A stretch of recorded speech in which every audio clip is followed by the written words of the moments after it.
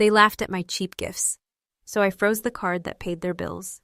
So last Christmas, my niece looked at the gift I bought her and said, "Dad says you always buy cheap stuff." And the room laughed, every single one of them. I didn't. I just sat there holding my glass, smiling like a good sport in a comedy I never auditioned for. I should probably tell you, I'm Lauren, 34, attorney, the kind of person who pays bills on time and remembers birthdays that no one else does. My brother Evan hosts Christmas every year like it's a competition. His house looks like a Hallmark card on steroids. Plastic reindeer on the lawn, lights synced to Mariah Carey, the smell of cinnamon-scented candles fighting with burnt ham. Everyone pretends it's perfect. Maybe it is if you don't look too closely. When I walked in, my sister-in-law, Jenna, air-kissed me like she was allergic to real affection. "You made it," she said, all teeth, no warmth. Evan clapped my shoulder like we were business partners closing a dull deal. I handed over the gifts, 3 small boxes wrapped in gold paper, and slipped into my usual seat at the far end of the table. It's always the same spot. Close enough to watch the show, far enough to never be part of it. Dinner was loud, too loud. Forks clinking, fake laughter echoing off the chandelier. When Ellie, my niece, opened her gifts, I actually felt excited. I'd spent weeks finding things she'd love. A sketchbook from a local artist, a novel she mentioned months ago, and a hoodie signed by her favorite YouTuber. She opened the hoodie first, looked at the tag, not the autograph, then shrugged. I told myself, she's 12, don't take it personally. But then came the second gift. The book. She opened it, smiled politely, then reached for the next box like she was unwrapping chores. And finally, the sketch set. The one I'd carefully chosen because I'd seen her drawing once in the park, completely lost in it. That was when she dropped the line. "Dad says you always buy cheap stuff." Laughter exploded around the table, bouncing off the silverware, bright and cruel. I remember Vanessa, the aunt from Evan's wife's side, trying to smooth it over with a chuckle. "Kids say the funniest things," she said, pouring herself more wine. My brother leaned back, smirking. "She's just honest," he said, like that made it noble. I wanted someone, anyone, to say it wasn't okay, but no one did. They just let the laughter stretch and fade, like background music to my humiliation. I stayed still. That's what years of family training do. You freeze, you smile, you swallow. I lifted my glass, pretending to sip, and watched the twinkle lights in the window blink in and out like they were mocking me. Inside, I could feel something small and steady breaking. Not rage, something colder, clarity. I wish I could say I stood up and gave a grand speech about respect or boundaries, but I didn't. I just sat there, feeling the air grow heavier around me. The more they laughed, the quieter I became. My mother would have told me, "Be gracious, Lauren, it's Christmas." But grace has limits. It shouldn't cost your dignity. After dinner, everyone moved to the living room for dessert. I helped clean up because that's what I do. Fill the space with usefulness so I don't have to feel the ache. Evan was bragging about his new car, how the payments were manageable now. The same car I'd helped him cover last spring when he hit a rough patch. I didn't say a word. I just wiped the counter and listened to the sound of my own silence. When it was time to leave, Jenna kissed my cheek, leaving a perfect lipstick mark like a receipt. "Thanks for the gifts," she said, tone sugar-coated with pity. I nodded, grabbed my coat, and walked out into the cold night. The air outside felt too clean, like I'd been breathing recycled air inside and finally found oxygen. The drive home took 11 minutes. I've timed it before. Rain, snow, traffic, it's always 11. That night, every red light felt longer than it should. My phone buzzed once. Daniel. "How was dinner?" I typed fine, deleted it. Typed loud, deleted that too. There's no emoji for humiliation that wears a smile. When I got home, I sat in the car for a while, engine off, staring at the reflection of my apartment window. Inside, everything was still, quiet, honest, mine. I didn't cry, I didn't scream. I just exhaled and thought. They laughed because they believe they can, because I've always let them. And that's when it hit me. Maybe I've been the one keeping the circus running. When I got home that night, the first thing I noticed was how quiet it was. No Christmas music, no fake laughter bouncing off walls, no one competing for air. Just the low hum of my refrigerator and the click of the radiator. You ever realize silence can sound like mercy? That's what it felt like, mercy wrapped in stillness. I hung my coat, kicked off my heels, and just stood there for a while, staring at my apartment. My space, my peace. And yet I couldn't shake the echo of that laugh, the kind that sticks to your ribs like guilt you didn't earn. I poured a glass of water, sat by the counter, and opened my laptop. The screen lit up my face, and there it was, an old tab still open, 2025 budget draft. I'm the kind of person who documents everything. Call it the lawyer in me, or maybe just the kid who learned early that people rewrite history when you let them. I scrolled through my spreadsheets, each row a small confession that I never planned to make. Rent for Evan and Jenna, $200. Car payment loan, $800. Groceries when they were between paychecks. $300 here, $400 there. School supplies for Ellie. The total at the bottom stared back like a verdict. $5,740. That's how much I'd paid for the privilege of being mocked at dinner. I don't know what hit me harder, the number or the realization that I'd been doing it without hesitation. Because that's what good daughters do, right? We help. We make things easier. We say yes when it's not our problem. And when they laugh, we pretend it doesn't sting. I took a deep breath, the kind you take before jumping into cold water, and opened another tab. Our shared credit account. My name first, Evan's name second. Figures. He'd always been second in everything except entitlement. The website loaded with that fake friendly blue interface banks love. Welcome back, Lauren. Yeah, sure. Current balance, negative. Transactions scrolled like receipts of my own stupidity. Target, Safeway, AutoZone, Walmart, all familiar. The last one made me pause. Outdoor living superstore, $299.99. I clicked the details. Oh, right, the inflatable Santa gasping for air on his front lawn. I actually laughed. Not the funny kind. The tired, wow, I've been an idiot kind. My phone buzzed. A text from Daniel. Home safe? Yeah, I typed. Just thinking. About them? I stared at the screen, then typed. About me, actually. He replied with a heart. The kind of message that says, I'm here, without needing to fix anything. That's why I love him. He never tries to rescue me. He reminds me I can do it myself. I turned back to the laptop. There it was, a gray button with rounded edges. Freeze card, simple, polite, like pressing it wouldn't detonate a whole family dynamic. My cursor hovered. I could almost hear Evan's voice in my head. Come on, Lauren, it's just until next month. Or Jenna's, all sweetness and sugar. You know how hard he's been working, right? And my own quieter voice, whispering what I'd always believed. Family helps family. But this time, something inside me answered back. Not like this. You ever feel your spine straighten before your mind catches up? That's what it felt like. My shoulders dropped. My breathing evened out. I moved the cursor and clicked. One small click. A message popped up. Are you sure you wish to freeze this card? Am I sure? I thought of every grocery run, every emergency text, every holiday where they laughed and I paid. I hit yes. The system thought for a second, then blinked back. Card status, frozen. Just like that. No fireworks, no dramatic music, just a quiet, satisfying done. I expected guilt. Instead, I felt something like clarity, wearing the face of peace. It was almost funny how power could sound like a single mouse click. I got up, poured another glass of water, and leaned against the counter. The radiator clicked again, like it was applauding me in its old metallic way. Outside, a siren passed, fading into the distance. Inside, everything felt sharper. My mind wasn't spinning, it was cataloging. Every just this once, every I'll pay you back, every you're so lucky, Lauren. Funny how people call you lucky when what they really mean is, you handle the parts of life we don't want to. I thought back to a Thanksgiving 3 years ago. Evan's car had broken down on the interstate. He called me in the middle of a client meeting, voice desperate. I'd wired him the money before my coffee even got cold. He'd never mentioned it again. Not even a thanks. That was the day I started confusing reliability with love. Tonight, I finally learned the difference. Before going to bed, I opened my notes app and wrote one line. A consequence is not cruelty. I didn't even know why. I just needed to see it in writing, like a reminder to my future self. Then I shut off the lights and sat in the dark, listening to the quiet hum of my apartment. For the first time in a long time, the silence didn't feel lonely. It felt earned.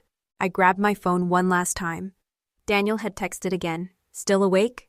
Yeah, I wrote back. Just did something I should have done years ago. He replied, good, proud of you. Proud. That word stuck. No one in my family had ever said that to me. I smiled, small but real, the kind you feel in your chest instead of your face. And as I crawled into bed, I whispered to no one in particular, "They can laugh all they want. Tomorrow the show stops." I woke up to the sound of my phone buzzing like a trapped hornet. At first I thought it was an alarm. Nope. It was karma doing push-ups. 10 missed calls from Evan, 4 from Jenna, a string of texts that read like a slow-motion meltdown. "The card isn't working. We're at checkout. Are you serious right now? Fix this, Lauren. We have groceries." I stared at the screen, half amused, half disgusted. The sun hadn't even cleared the blinds yet. My coffee machine hadn't finished brewing, but apparently the world was already ending, for them at least. It's funny, you can tell a lot about people by what makes them panic. Some people panic over losing someone. My brother panicked over losing access to my wallet. Another text came in, this one in all caps. "The cashier is waiting." That one made me laugh out loud. Loud enough that my neighbor probably heard me through the thin apartment walls. I took a sip of coffee, set my phone down, and whispered to myself, "Let her wait." By 8:30, my phone started ringing again. This time, I didn't even check the screen. I just watched it vibrate across the counter until it stopped. Then it started again, and again. Persistence has always been Evan's only real skill. At 9 o'clock sharp, there was a knock on my door. Not a polite one, 3 hard, deliberate hits, the kind that says, "You owe me an explanation." I didn't even have to look. I already knew who it was. When I opened the door, Evan stood there in his old Christmas sweater, hair a mess, face red, eyes wild. He looked like someone who hadn't slept, and I loved that for him. "Hey," I said casually, keeping the chain on the door. He blinked like he wasn't expecting calm. "What the hell, Lauren? The card's frozen. You didn't even warn me." "Good morning to you too," I replied, sipping my coffee. "Don't do that," he snapped. "Don't play this cool act. You embarrassed me in front of my kid, my wife, everyone." I raised an eyebrow. "You sure it wasn't the other way around?" He froze for a beat, then scoffed. "Oh, come on, you're really doing this over a kid's joke?" "It wasn't the joke," I said evenly. "It was the fact that no one corrected her. That you laughed. That you've been laughing for years while spending my money." He stepped closer, lowering his voice like that made him sound reasonable. "You're overreacting. You know I've been struggling, I just needed a little help." "You've needed a little help for 6 years, I cut in. "That's not help, Evan. That's dependency with better PR." His face twitched. "Wow, real nice, Lauren. Guess making 6 figures turned you into a cold-hearted bitch, huh?" There it was, the insult every woman hears when she stops being convenient. I almost smiled. "No," I said, leaning on the doorframe. "Making 6 figures taught me the difference between being generous and being stupid." His jaw clenched. "You can't just cut family off like that." "Watch me," I said. He exhaled sharply, pacing like he always did when cornered. "This isn't about the money, it's about how you treat people. You act like you're better than us." I took a slow sip of coffee. "Better? No, but I am done pretending we're equals in this relationship. I'm the one holding your safety net while you perform being the victim." He flinched at that. I could tell I'd hit home. "You think you're some hero? Freezing that card doesn't make you righteous. It makes you cruel." "Cruel?" I laughed softly. "Cruel is dropping your kid off at school with a credit card in my name. Cruel is letting her believe her aunt buys cheap stuff when I'm the reason you still have a roof over your head." He stared at me, speechless for once. His face was a war between shame and anger, and shame was definitely losing. "I've helped you," I continued, my voice low but steady. "Rent, bills, car payments, Christmas, birthdays, all while you and Jenna whispered about how I think I'm better. You want to know what's funny? I never once thought I was better. I just thought I was loved." That shut him up. For a moment, all I heard was the soft ticking of my kitchen clock. Then he said quietly but venomous, "You'll regret this. Mom and Dad are going to hear about what you've done." I almost laughed. "Oh no," I said, feigning terror. "Not Mom and Dad." He glared. "You always need to be the hero, huh? The good one. Well, good luck keeping that image when everyone knows what you did." I took a deep breath and opened the door wider, stepping aside. "You're right," I said. "Go ahead, tell them. But make sure you tell the whole story, the payments, the loans, the years of pretending you weren't using me. Because if I'm going down with receipts." He stared at me like he couldn't decide if I was bluffing. I wasn't. Finally, he muttered, "Unbelievable," and stormed out, slamming the door hard enough that the frame shook. The sound echoed for a moment, then faded into silence. My heart was racing, but it wasn't fear. It was adrenaline laced with relief. For the first time in years, I hadn't folded. I hadn't apologized for standing my ground. I walked to the window and watched him stalk down the sidewalk, still muttering to himself. Probably rehearsing the version of the story he'd tell Mom. The one where I'm the villain, the greedy sister who forgot her family. That's the thing about people like him. They never tell the parts that make them look small. My phone buzzed again, a text from Daniel. Lunch later? I smiled. Maybe tomorrow, I typed. Had to take out the trash today. He replied with a laughing emoji and a heart. I set my phone down and let out a long breath. The apartment felt different, lighter, like it was exhaling with me. You know that feeling when you finally stop trying to convince someone to see your worth? That's what it was. Not triumph, not revenge, just peace. And peace, I learned, can be louder than any argument. I walked back to my desk and opened my laptop. The banking app was still open, the gray card-frozen banner glowing at the top. I looked at it and smiled, not because it meant I'd won, but because it meant I was finally free. That night, I cooked myself dinner, real dinner, not takeout, not leftovers. I poured a glass of wine and ate at my tiny kitchen table, the one I bought secondhand years ago when I first moved out. I put on some music, old Fleetwood Mac, the good kind, and let it play. Halfway through the meal, I realized something. My phone hadn't rung in hours. No calls, no emergencies, no guilt trips, just quiet. I clinked my glass to the empty chair across from me and whispered, "Here's to boundaries." And for the first time in a long time, I meant it. 3 days passed. 3 quiet, beautiful, unsettling days. My phone didn't ring. No guilt trips, no emotional blackmail, not even a sarcastic meme from Jenna. Just silence, the kind that makes you wonder if you broke something or finally fixed it. I went to work, came home, slept better than I had in months. Then on the 4th morning, my phone buzzed. Mom. I stared at the screen for a good 10 seconds before picking up. I already knew how this was going to go. "Lauren," she said, her voice tight, rehearsed. "I just got off the phone with your brother." "Of course." "Let me guess," I said. "I'm selfish, dramatic, and possibly the Antichrist." "Don't be ridiculous," she sighed. "He's upset. He said you froze the card with no warning. They had trouble paying for groceries." I closed my eyes and took a slow breath. "Mom, do you know how many groceries I've paid for this year?" Silence. $5,740, I said, because lawyers don't exaggerate. They document. That's not counting rent, utilities, and the new car they apparently forgot to tell you about. Her voice softened. "Lauren, honey, it's Christmas time. Families help each other." "Yeah, and I have," I interrupted, calm but sharp. "For years, I'm not cutting off family, Mom. I'm cutting off abuse disguised as gratitude." For a moment, I heard nothing but the faint static of her breathing. Then she whispered, "I didn't know it was that much." "Of course you didn't," I said. "He doesn't tell you that part." I could tell she was crying quietly, the kind of guilt cry mothers do when the truth hits harder than expected. "He always said you insisted on helping." I laughed, a bitter, small sound.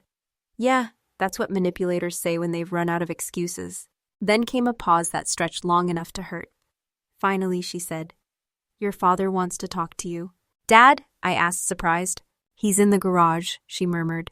"You know how he gets when he's thinking." That evening, my dad called. He never calls. He's an old-school man, fixes problems with tools, not words. So when his name popped up, I actually sat down. "Hey, kiddo," he said. His voice was steady, but low. "You okay?" "Yeah, just cleaning house in more ways than one." He chuckled softly. I heard. Of course he did. Moms tell dads, dads pretend to think it through, but they always know.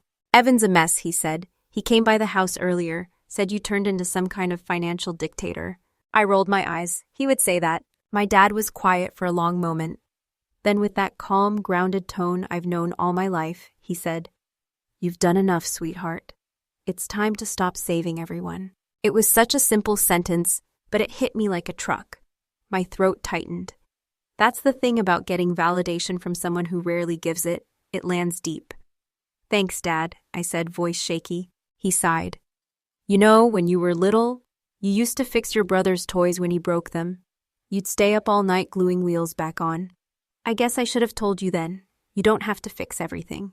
I smiled through tears. Guess I missed that memo. "Well," he said, "consider this a late delivery." After we hung up, I sat there for a while, thinking about how different those 2 calls were. Mom still trying to hold the family together with emotional duct tape. Dad, quietly giving me permission to let go. Maybe that's the thing about growth.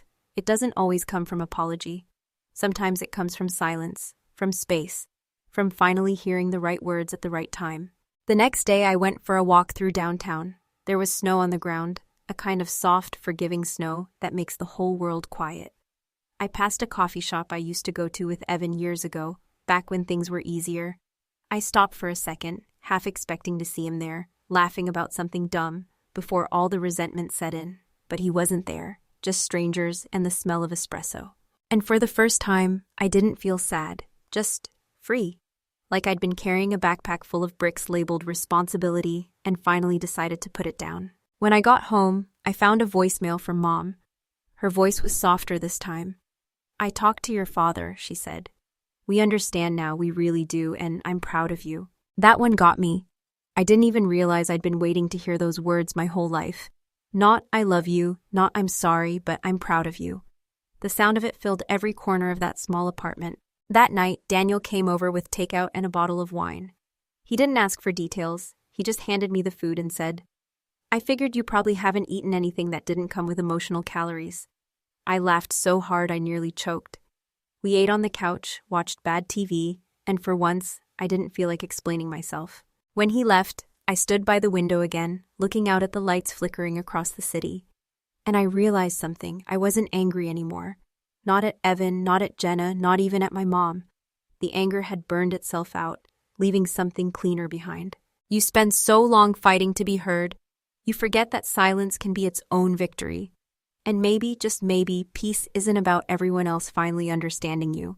It's about you finally understanding yourself. That night, before bed, I wrote in my notes app again. Lesson number 2, I typed, letting go is louder than shouting. Weeks passed. Real weeks, quiet, normal ones. No midnight texts about emergencies, no guilt-drenched phone calls, no sudden financial crises that somehow had my name written all over them. Just me, my apartment, my job, and my peace. It's wild how silence can feel awkward at first, like a house too clean after a long party.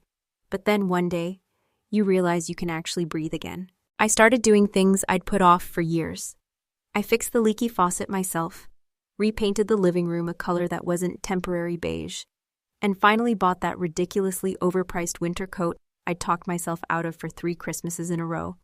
You know that feeling when you buy something for you and no one gets to make you feel guilty about it? Yeah, that feeling's addictive. One Saturday morning, I was watering my plants when the doorbell rang.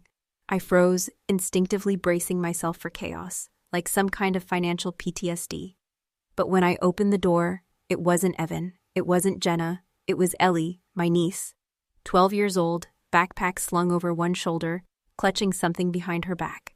"Hey kiddo," I said carefully. "You lost?" She shook her head. "Dad dropped me off."